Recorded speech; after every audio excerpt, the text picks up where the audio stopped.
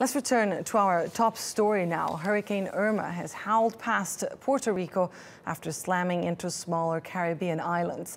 The most powerful Atlantic storm on record is reported to have left several people dead. The Prime Minister of Barbuda says the tiny island is, quote, literally rubble. David Alexander is a professor of risk and reduction at University College London, and he joins us now live from Surrey in the UK. I imagine you've been monitoring this hurricane as it evolves. How is Irma different from other powerful storms?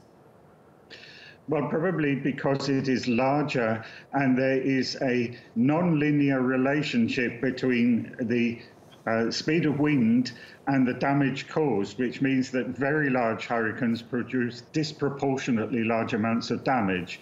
And that appears to be the case in this instance. And it's caused destruction and deaths in its path in Bermuda and St. Martin.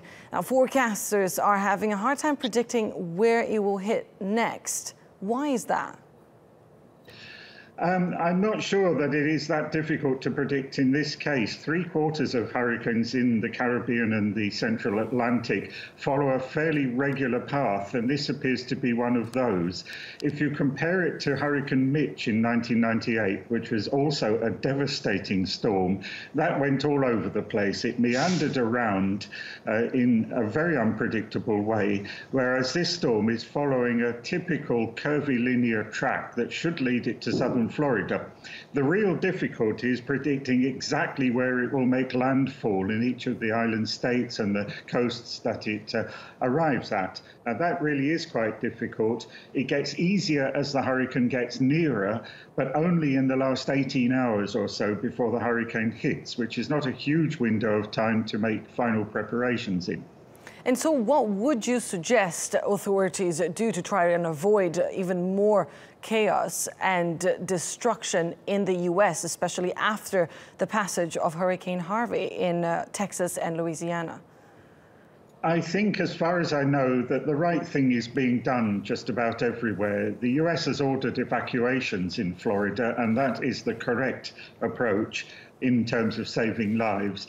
Most of the other things that can and perhaps should be done are longer-term things, such as using hurricane straps, which are means of fixing roofs to walls. And one of the great problems of hurricanes is that if the roof comes off a building, then the rest of the building is basically demolished as a result. So keeping the roof on is very important, difficult though it is with a hurricane as strong as this one. All right, David Alexander, Professor of Risk and Reduction at University College London. Thank you very much for that.